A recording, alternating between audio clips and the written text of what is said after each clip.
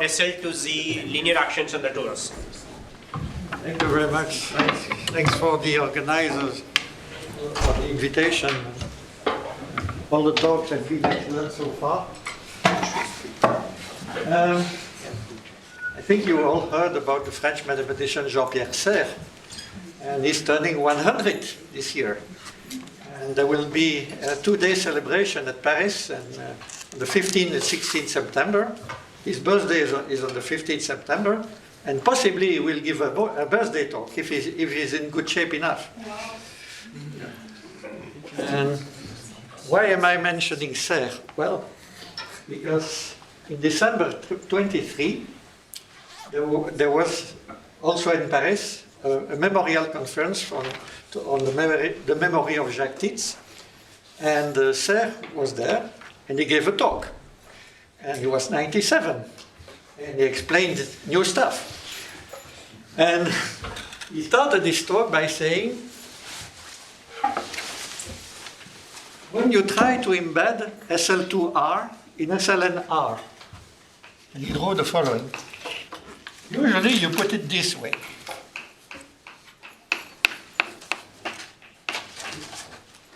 Then he took a red chalk and he crossed it out, saying it's totally uninteresting. And he said there is a much more interesting way of embedding SL2R in SLNR, which is the n-dimensional irreducible representation of SL2R. Let me explain this, and this will be my motivation.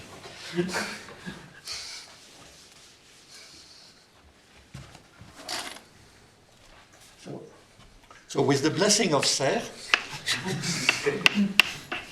SL2R has a unique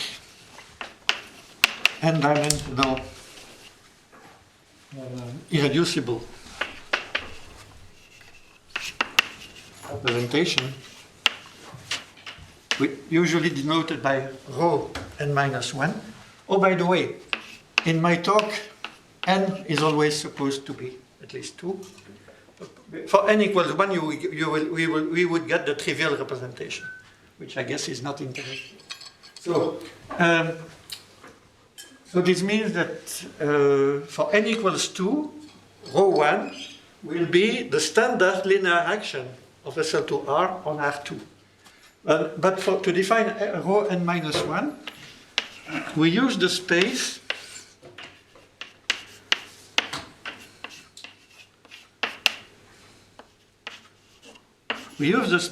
of homogeneous polynomials in the variables xy of degree n minus 1 and with real coefficients.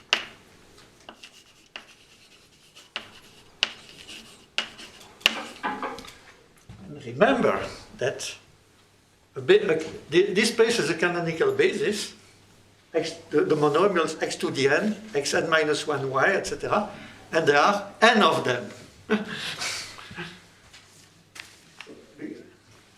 Okay, so there are n of them, and how is the action going? Well, the action is going in the following way. If I take a 2x2 matrix ABCD in SL2R, and I act on a polynomial, I want to define it as a polynomial. So, what shall I do? Well, basically, I will use the linear action on the pair xy. So that will be P evaluated at, well, the correct formula is AX plus CY, comma, BX plus DY.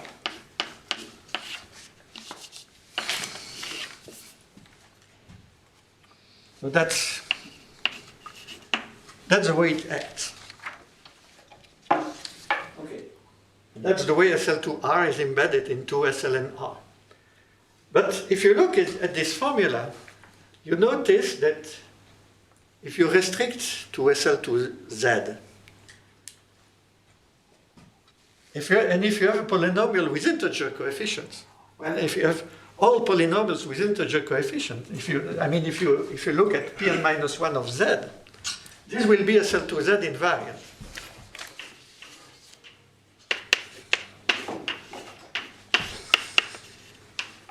I'm sorry, how does it give an embedding into SL and R?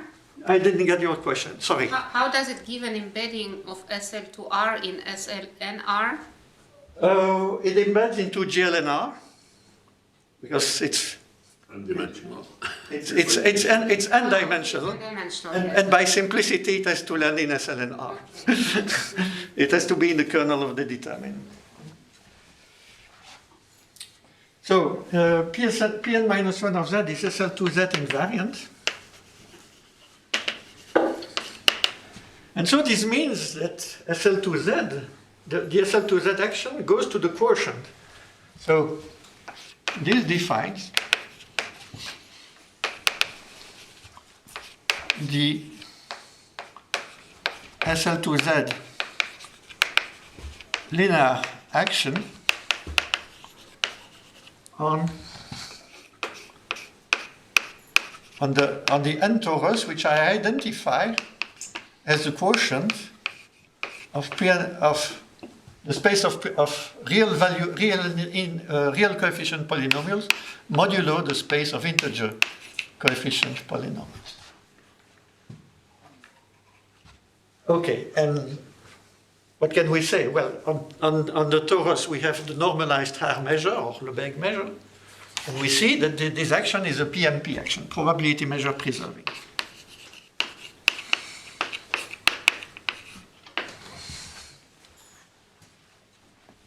Now there is a caveat that, and we see the first distinction between the case where n is even and the case where n is odd. If n is odd, this means that we are acting on polynomials which are of even degree. And so, minus the identity is acting trivially.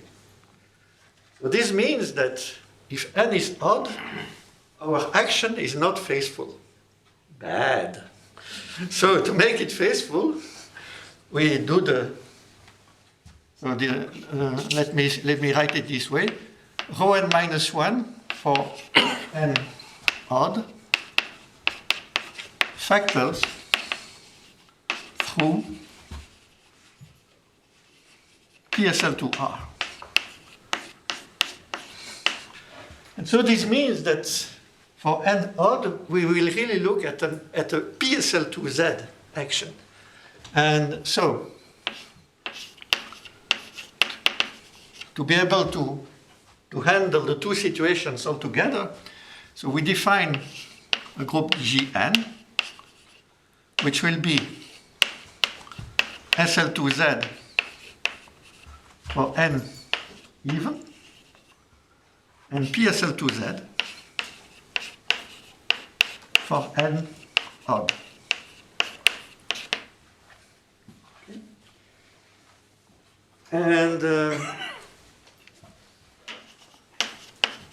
And we are interested in three things: the action of Gn on the n torus,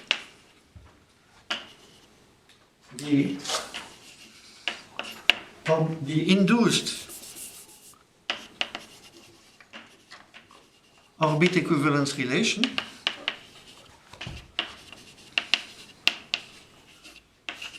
let me denote it by Sn on the n torus,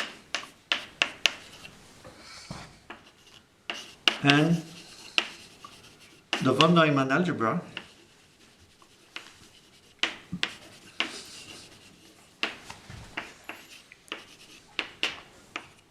which I defined as either the cross product of L infinity of the torus with Gn, or the group von Neumann algebra of Z to the n semi-direct with Gn. So you might think it's a talk on measurable dynamics, and it is, except that by an interesting twist in the third part of the talk, topological dynamics will show up. And I'll wake you up at this point. Questions so far? So, what are the main results? And I should say that all this is joint work with Paul Jolissin, also from Neuchâtel.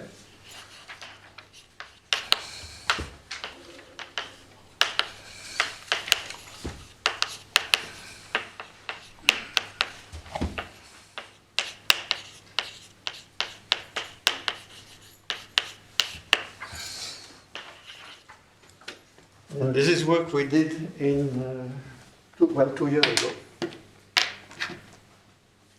So the first theorem is about the action.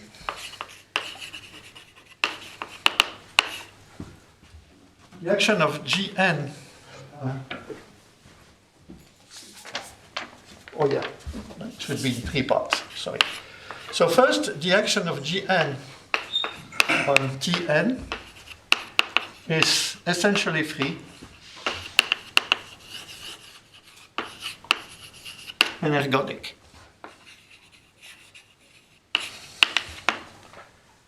So this already says that the von Neumann algebra n sub n is a 2-1 factor. Second, if you take a hyperbolic matrix H, and remember that hyperbolic means that the trace of H in absolute value is bigger than 2. And if n is even, the subgroup generated by H, so a cyclic subgroup, is already ergodic.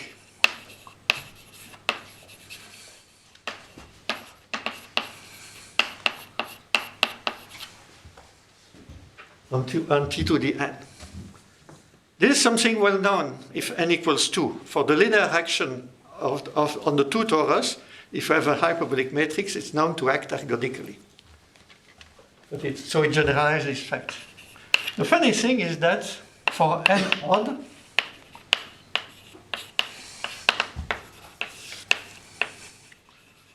no amenable subgroup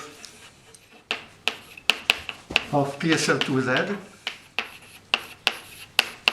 acts ergodically.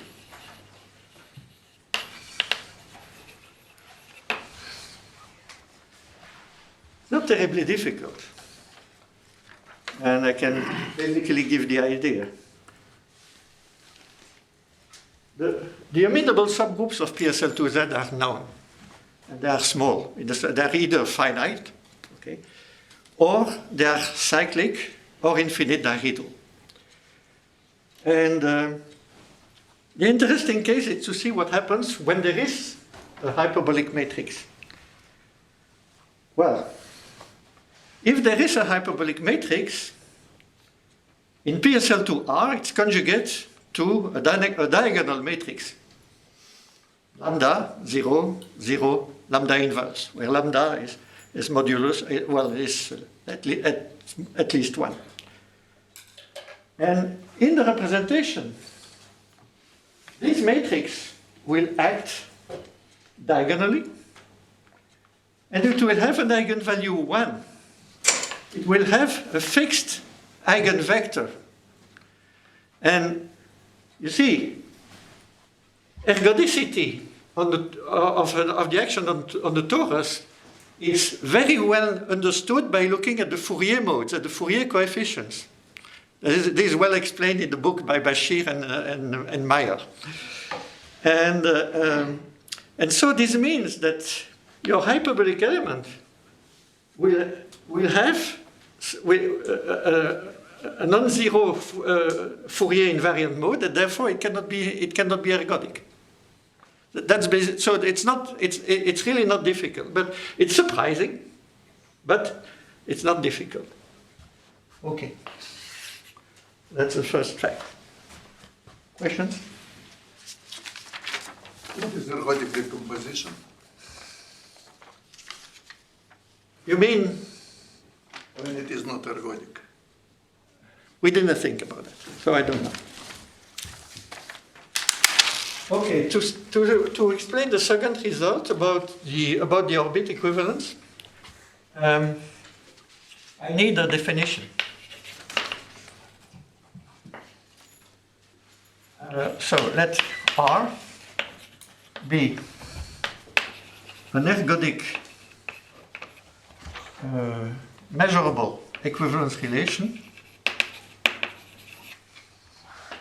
on a probability space. Probability space X mu. And we say that R satisfies Johanna's dichotomy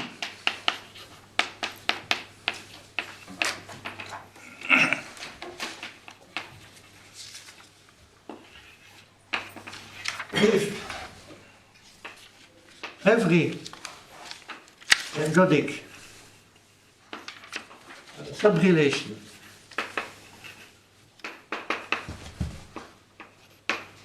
of R is either hyperfinite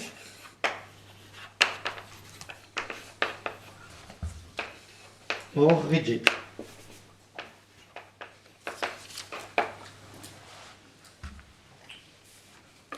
And rigid here, in the sense of Sorin Popa, in a paper in Annals in 2006, rigid means the following. If I denote by script S oh sorry, no, I don't need it. Do I need it? Yes, I do need it, sorry. Rigid means the following, that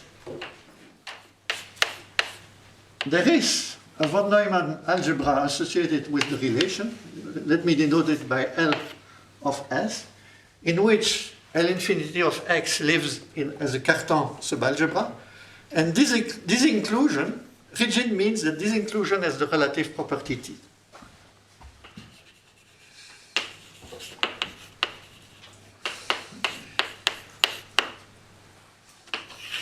And we call this Johanna's dichotomy because for S2, so namely for the standard action of SL2Z of the two torus, this was proved by Johanna in 2010. So S2 has it. This is Johanna. 2010. And I remember that at this, around that time in the talk, Sorin Popa said that Adrian Johanna is the first person to understand the equivalence relation of SL2Z acting on the two torus, which is a very strong statement. Okay, so now the second theorem is that Sn satisfies Johanna's dichotomy.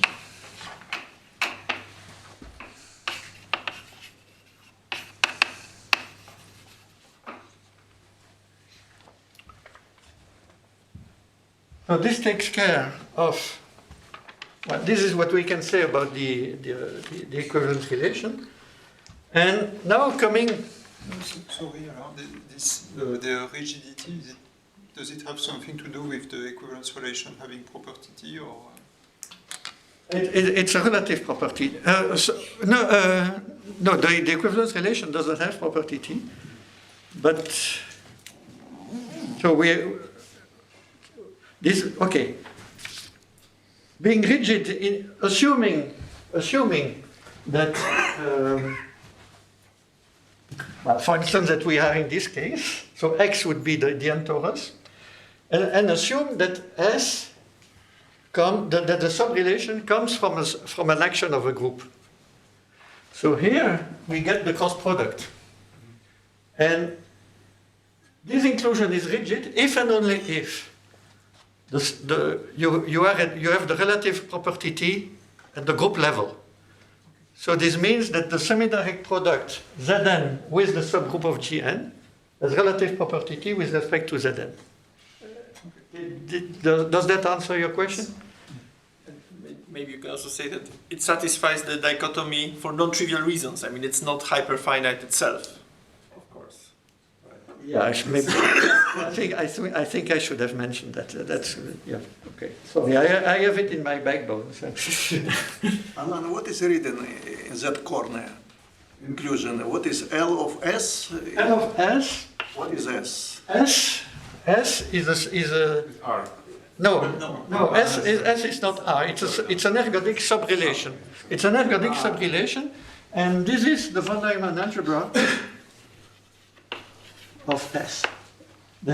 So there is a way that was worked out in the 70s by Feldman and Moore of associating a von Neumann algebra to any measurable equivalence relation. Okay. I just didn't observe this S. Yeah, okay. Sorry.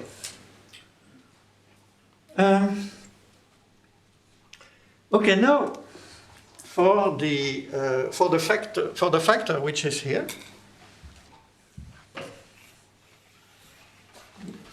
This I should keep for later use. Okay. And about the factor, you see the group Gn. Well, it's either SL2Z or PSL2Z. So in particular, it has a high group property.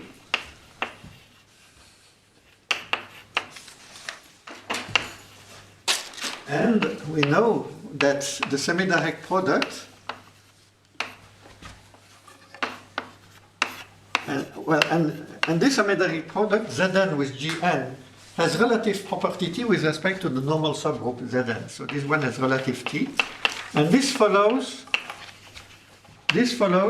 easily from a general criterion due to Marburger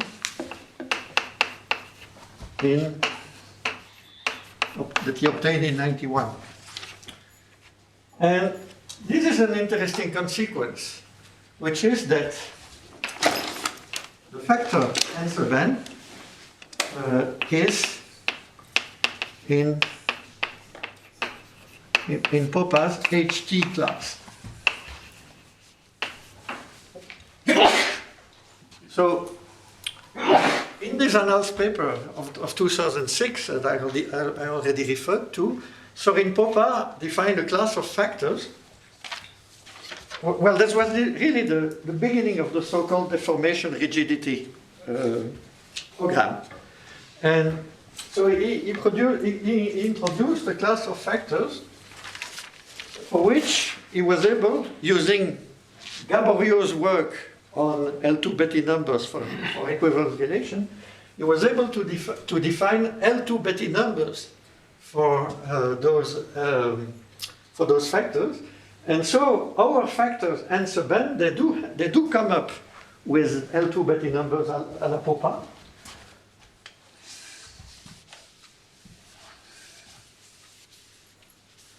And moreover, in this case, the L2 Betti numbers defined by Popper, by results of Gaboriau, they coincide with the standard L2 Betti numbers of the acting group, Gn. And so we have, so it follows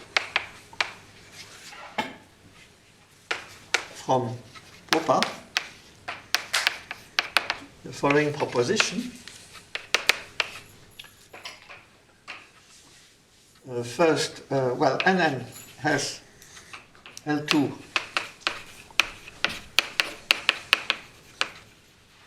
Betti numbers, which are given as follows. So let me say beta ht k of Nn.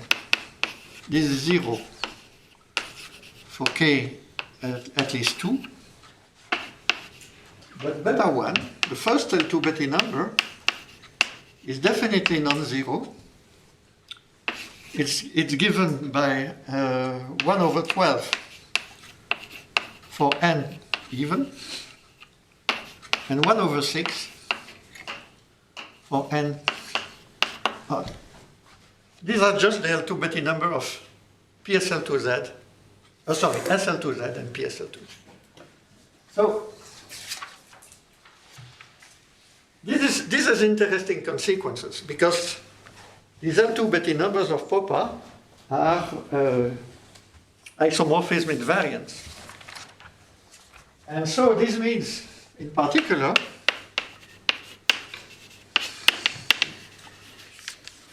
that n sub n is not isomorphic to n sub n for m even and n odd. And this also means that the fundamental group, in the sense of von Neumann, of n sub n is trivial. Because if you have a non-trivial element in a fundamental group, it would scale the L2 Betty numbers, and this would force the L2 Betty numbers to be zero, which is not the case.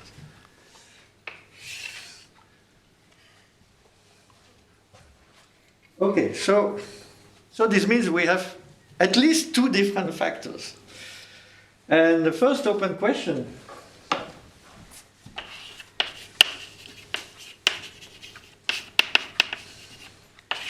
is, when is n sub n isomorphic to n sub n? So this means if you take two m and n with the same parity, are they isomorphic or not? And we don't know. But what we do know is, appealing to a result by Johanna in 2015, Johanna proved that for a class of factors which contains powers, they have a unique group measure space decomposition up to conjugacy. And so this means that n sub n isomorphic to n sub n is equivalent to the relation Sn being orbit equivalent to Sn. And what I mean is that the two questions are really equivalent. But that's the extent of my knowledge.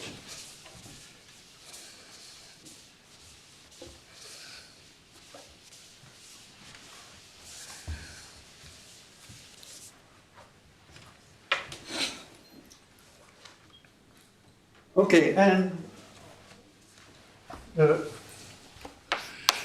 what we can prove, and which is probably more novel than this proposition which follows easily from Popper, is the following. And I must say that for n equals 2, this was in a paper by Jiang and Skalski, which was really inspirational for what we did.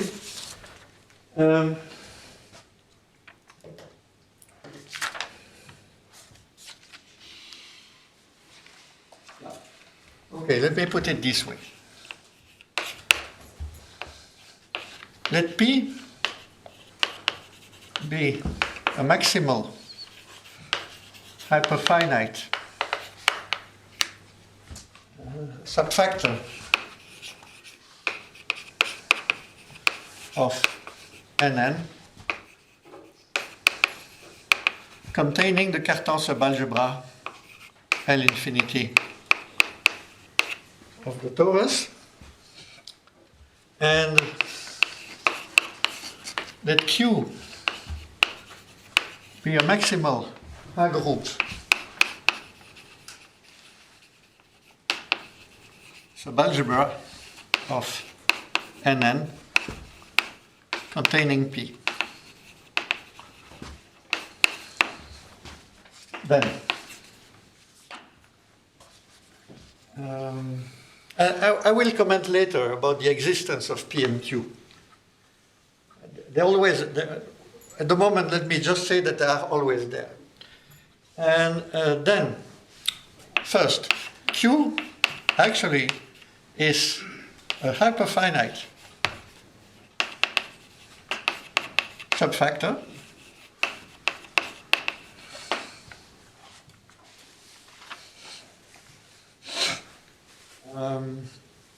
second, if n is even, and if I take H a maximal amenable subgroup of SL2Z, then Q, which is the von Neumann algebra of Z to the n semi-direct product with H, this is a maximal H-group. Is maximal H-group subfactor in n sub n. So this means that it was known before that this semi-direct product is maximal H-group in Zn semi-direct Gn, but you can jack up this result at the level of von Neumann algebra. So let me refer to the previous talk by Anna for the relevance of for the question. Okay, if you have something, if you know a piece of information at the level of groups, can you jack it up at the level of von Neumann algebra? That's really a similar philosophy.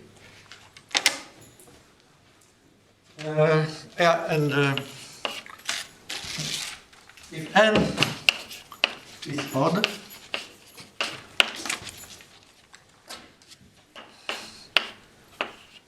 the two algebras P and Q as above are not of the form L of K for any subgroup of,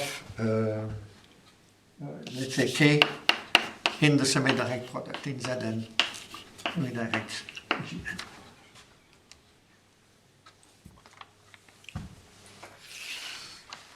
And okay, then this comes with a number of remarks.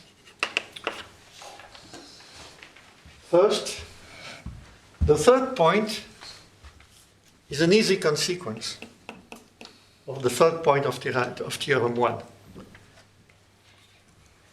It's okay. Well, okay. Let me write this. So C follows from from 3 in theorem 1.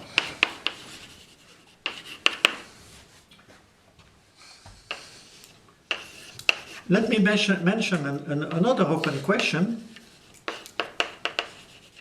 which are owed to Adam, to Skalski.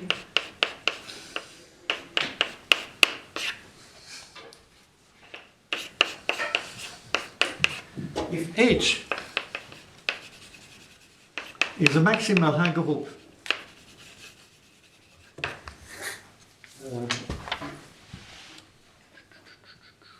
I think this can go.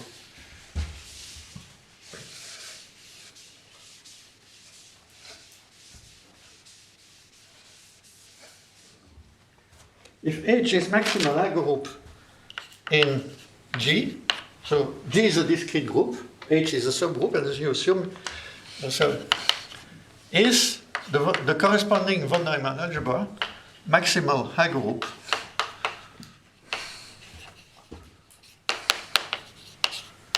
in L of G.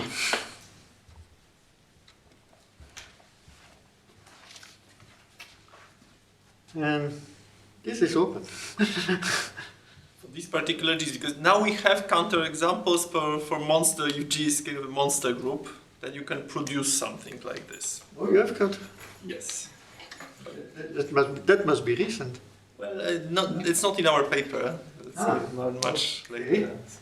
Okay, I'm curious to see that. Also, but partly we're based on discussions with Denis Ossin. You can cook up some strange examples, but no. I see. What I wanted to point out is that point C here does not answer the question. It looks like it might answer the question in a negative, but it doesn't.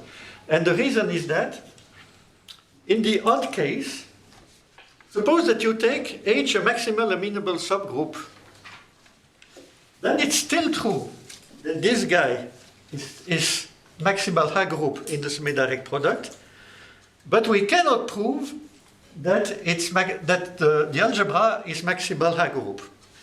And the reason is that we need to have a factor. That's crucial in our proof. So it looks like this might be a counterexample, but it's not. Well, or at least it's not conclusive.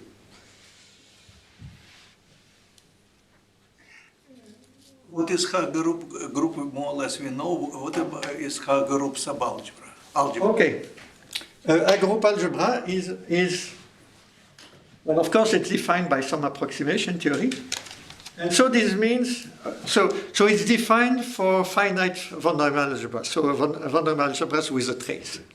So this means that you have a sequence of maps from your algebra into itself, which are completely positive, trace-preserving, converging to the identity strongly. So this means that Tn of x converges to x for every x in the algebra. And finally, the image of the unit ball of the C-star algebra, by Tn, is relatively compact in the strong topology. Compact maps. Pardon me? Compact maps, yeah, in some sense. Compact maps in some sense. Is there an analog for the C-star algebra? Yes, there is. And okay. This was done. It was done. Well, we talk later. I know that this was done, but I'm not sure there is much more than the definition. Other questions so far? No? Okay. What? Did I have a little bit more than 20 minutes? Correct. Okay. Yeah.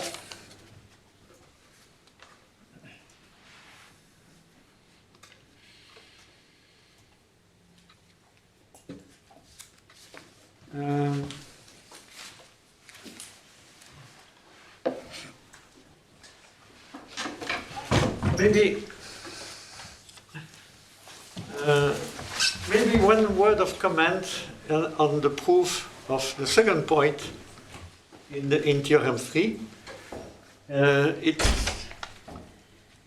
It uses the fact that it uses a result that was already mentioned during the week, mentioned by Boutonnet and Carderi, that what was already known is that von Neumann subalgebra is maximal amenable. So Zn semi-direct product with H is, well, it's virtually solvable, so it's an amenable subgroup. And that actually, that guy is, as an algebra, is maximal amenable. And this plays an important role in the proof.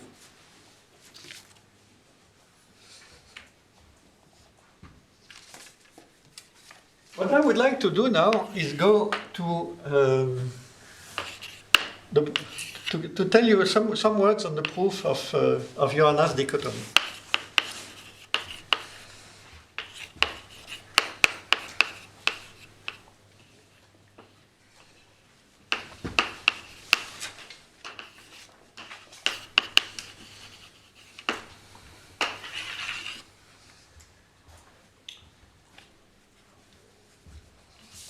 So, of course, we wanted to understand the original proof by Johanna. So we went to his paper with the idea let's try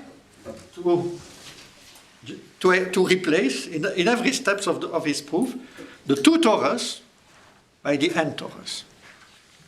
And the funny thing was that everything goes through, except for the last line of the proof. Absolutely amazing. And so, analyzing Johanna's proof yields the following.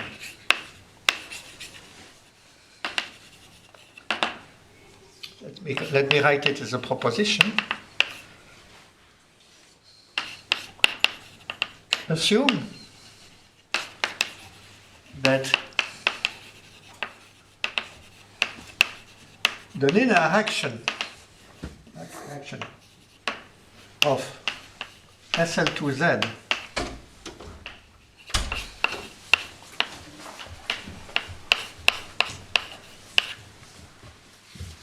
on what is special P sub, I should use exponent here. This is the n-1 dimensional projective space. Real projective space.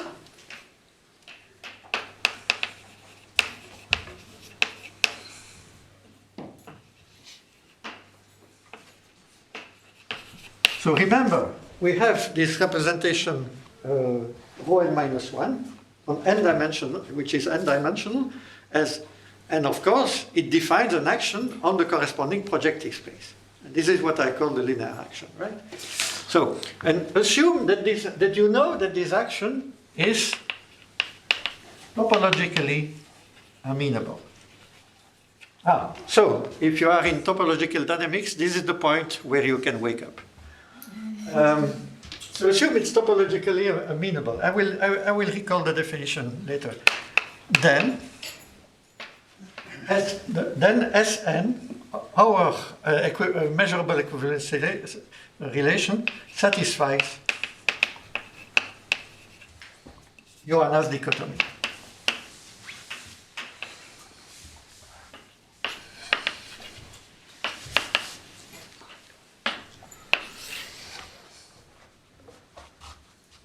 And okay, so now I have to recall what is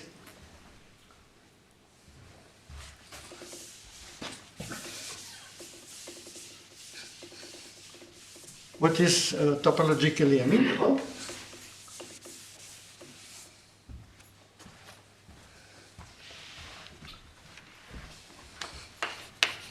So it's a definition due to Claire Anandaraman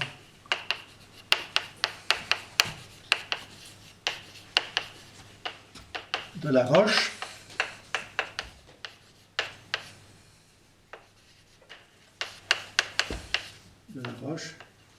In 2002. Did I hear Nalini's mother? Okay. She has a daughter who is also a very famous mathematician, professor at the Collège de France, Nalini. Anyway. Okay, so let gamma be a discrete group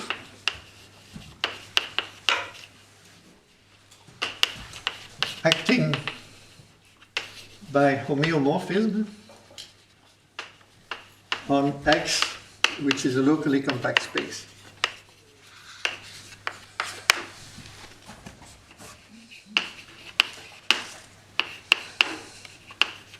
And we say that the action of gamma on X is topologically amenable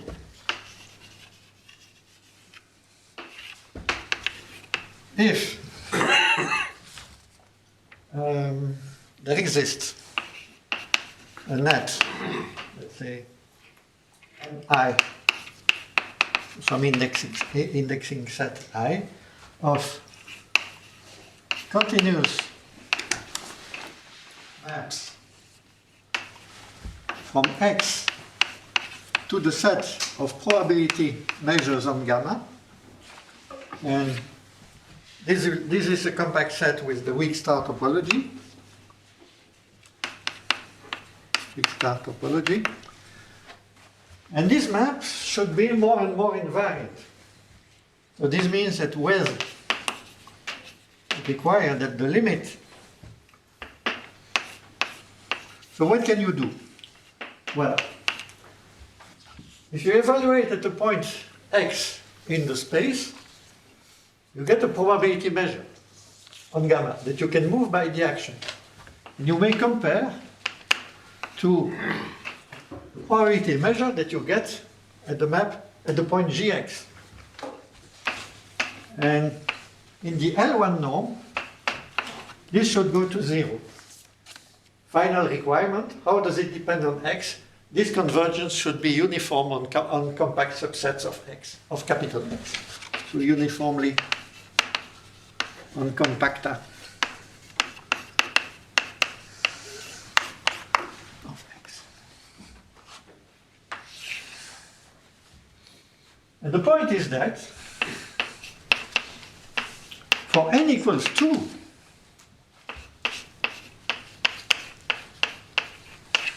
the projective line over the reals we may write as an homogeneous space of SL2R, of course. It's SL2R divided by B. B is the upper the triangular subgroup, so it's a Borel or minimal parabolic subgroup.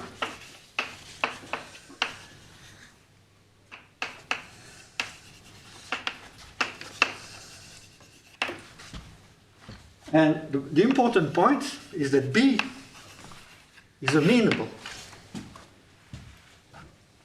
And this forces the SL2R action, or for this speech, if you have gamma, which is a discrete subgroup of SL2R, as a consequence, the action of gamma on P1 of R will be amenable. And this was exactly the last step in the proof of Johanna. And this is exactly what does not generalize immediately.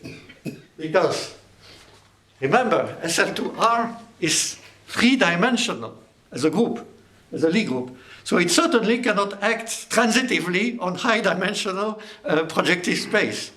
So we had to come up with a different argument. So indeed, it's true. It's true that if you have a discrete subgroup of SL2R, the action on P1 on Pn minus 1 will be topologically amenable. And okay, let me explain this in the 10 remaining minutes.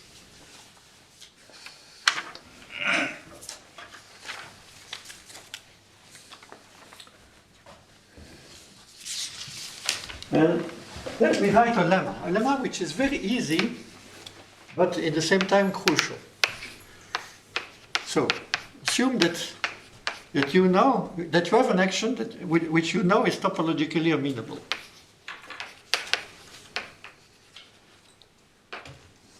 First, if you have Z, which is a closed gamma invariant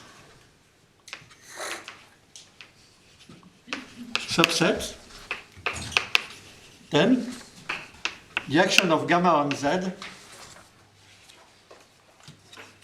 is topologically amenable. Can you prove it with me? Suppose you have this family of maps. What do? You restrict. At least someone is following. Good. Second, for every gamma space Y, the diagonal action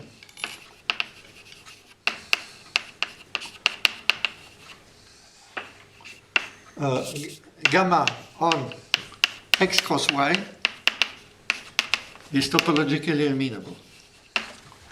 How do you prove it? Topological amenity passes upstairs. Yes, and how would you prove this? Assuming I give you that map. Because you have a gamma equivariant. Yes, exactly, you compose. You compose with the projection.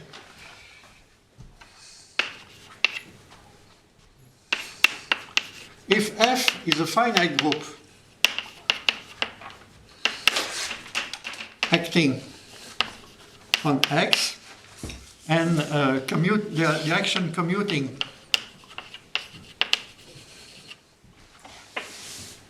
with gamma, then the action on X divided by F, so the orbit space of the finite groups, is topologically amenable. This is the one that maybe requires one line of proof. But yes, what the idea, you average. I mean, you see, you map onto in a convex set.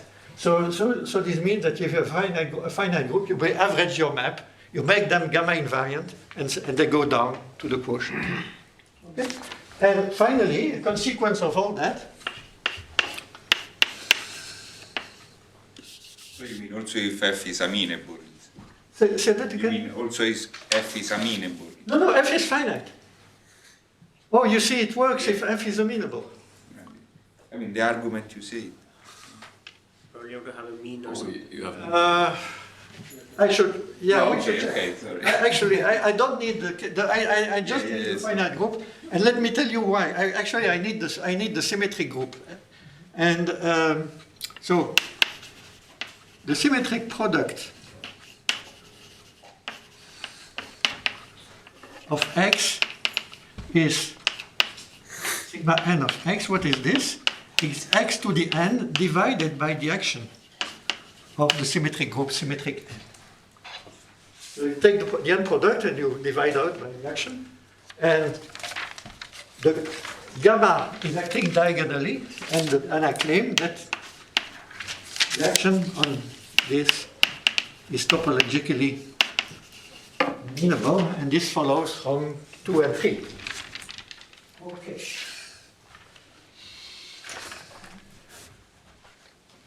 And now remember that I want to prove that the SL2Z action on Pn-1 of R is topologically amenable. And I was stuck at some point, and then I went to a colleague who is an algebraic geometer, and he said, "You are working over the reals. Why aren't you working over the complex numbers? Everything is so much easy, much easier." And he was right. And so let me replace everywhere SL2R by SL2C. And yeah. Okay. So now we are interested in SL2C acting on the n-1 complex projective plane. Sorry, not plane, projective space. And here's a proposition. And if you like neither measurable dynamics nor topological dynamics, but you like mathematics, here is where you should wake up.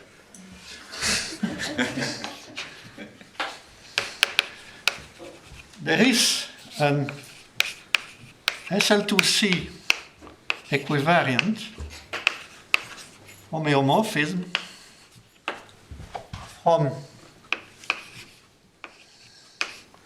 the n-symmetric product of the complex projective line onto Pn of C. So this and SL here, okay, here SL2C is acting by the linear action, and here it's acting by the diagonal action. And so this means that this will solve my problem, because here I know that the SL2C action on P1 of C is amenable exactly by the argument which is here, and I can jack up through that equivalent homeomorphism. I can jack up the result to the complex projective place. So this will do the job. And this homeomorphism is funny, because here, after all, you have smooth manifold. Here, you have an orbifold, a manifold with corners. So F is an omeo, is certainly not a diffeo. Okay. And let me give the proof. Start with a map. Okay.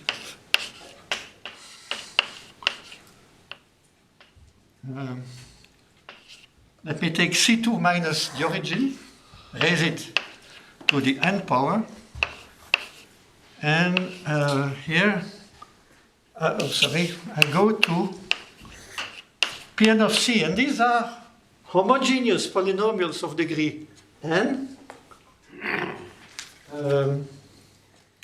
in two variables, x and y, but with complex coefficient. And what do? I take a tuple, an n tuple of vectors. A1, B1, A2, B2, up to n, Bn. And I do the product of corresponding linear forms, AYX with BIY. That's a product of linear forms, so it's an n-dimensional homogeneous polynomial. Okay? And this is certainly SL2C equivariant with respect to the diagonal action. It's also invariant under any permutation by commutativity of the product. And if you multiply AI, let's say A1B1 by lambda, what you get is multiplied by lambda. And also this map is continuous, of course. So it descends to an equivariant continuous map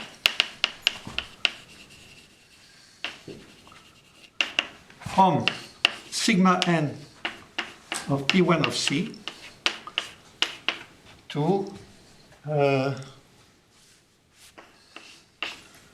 the corresponding projective space. Okay, and let me call it capital F, and I have to tell you why it's bijective, and the proof will be over. Well, why is it onto? Why is it subjective? Because of the fundamental theorem of algebra. If you have a polynomial of degree n, because you are on the complex numbers, you may factor it into linear forms. That's surjectivity.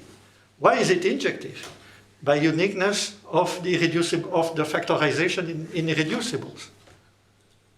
That's it. So by two, let's say, not completely elementary, but two completely standard facts of basic algebra, this map is bijective. So bijective by fundamental theorem of and as I said, this does the job. Thank you for your attention.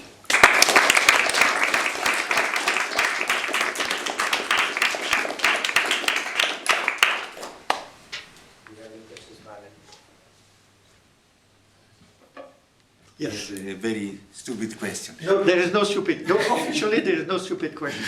So, yeah, maybe you should enjoy it. So, in the case of just Z2, you take SL2Z acting on Z2. Yes. Is it any chance that these kind of results are related to solidity? Solidity in the sense of Ozawa.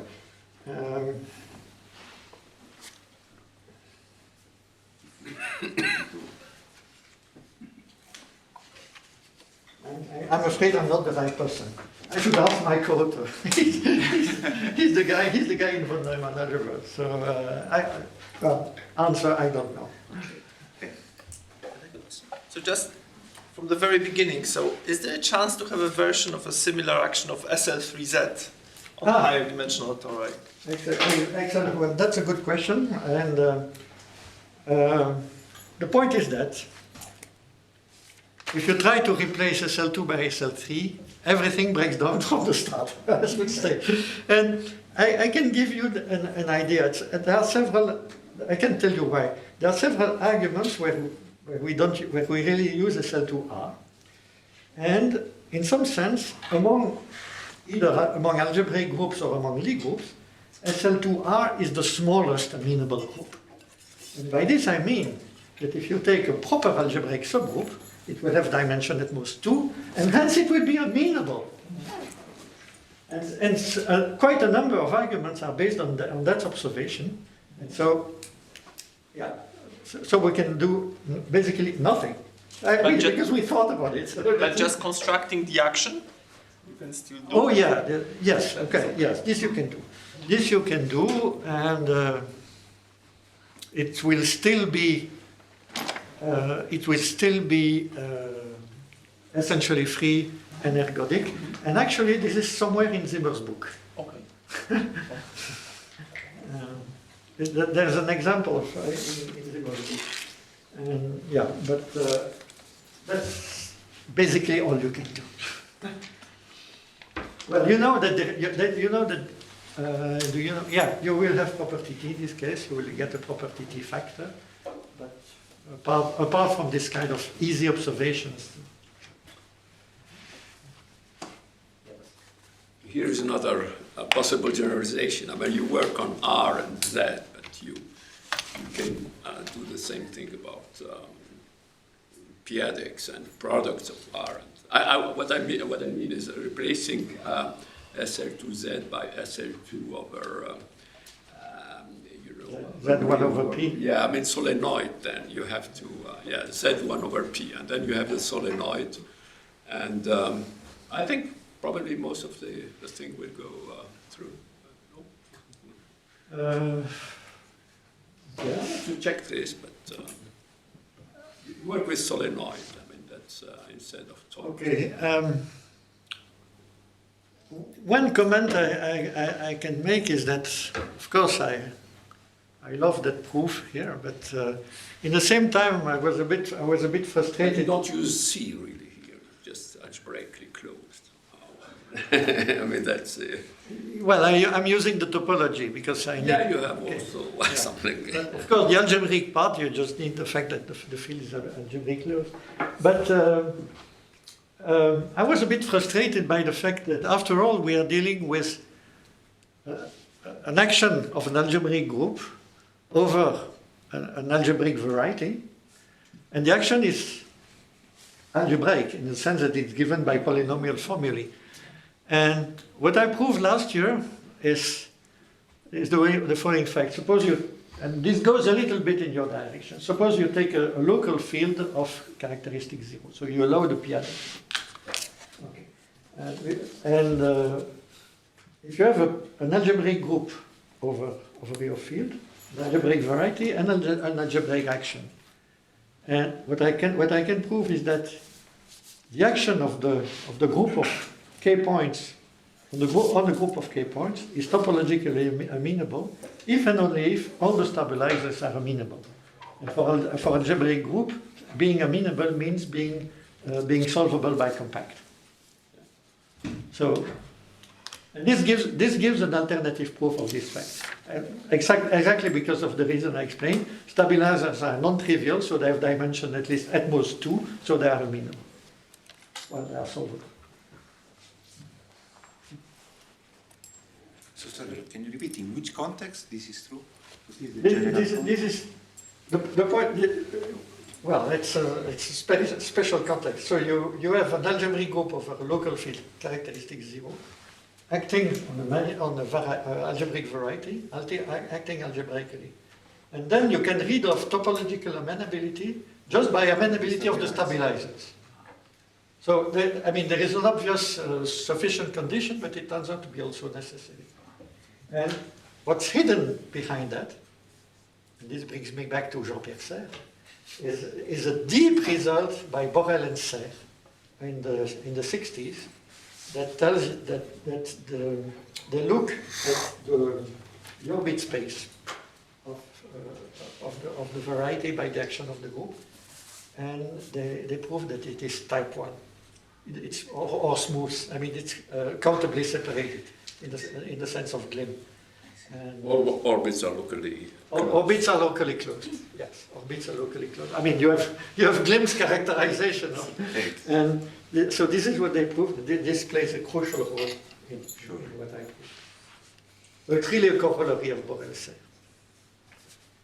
It was proved in '64. If I remember. There are no more questions. Let's thank Alain again.